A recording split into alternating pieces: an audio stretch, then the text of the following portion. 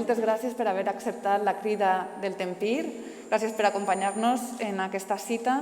Coneixerem les trajectòries públiques d'una persona i de dues entitats que han destacat per dur a terme una tasca inclusiva i propositiva per a cohesionar lingüísticament i territorial el nostre país en 3 àmbits diferents: Elx, el Migjorn Valencià i el País Valencià.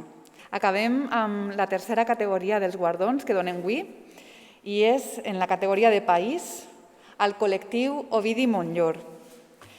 La Junta Directiva del Tempir acorda concedir el premi de la categoria País al COM per les raons següents.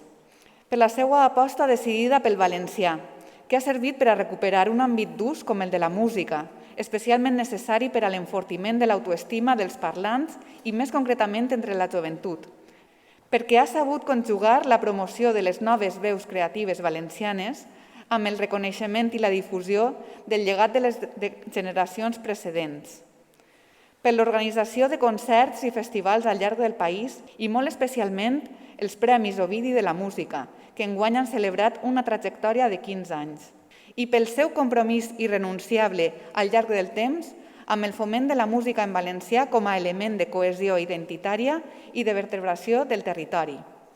Lliura el guardó Robert Escolano, vicepresident del Tempir, i el recull Pau Alabatos, secretari del COM.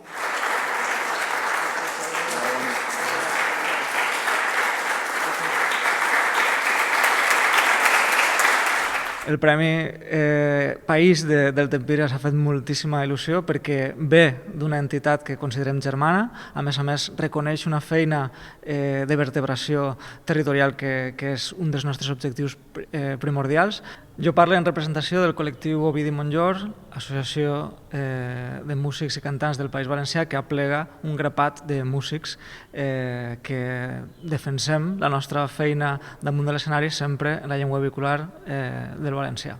I a més ve acompanyada d'aquestes efemèrides, dels 25 anys de la mort d'Ovidi Montllor i del 15è aniversari dels Premis Ovidi, que és un poc la feina que ha quedat com a llegat nostre.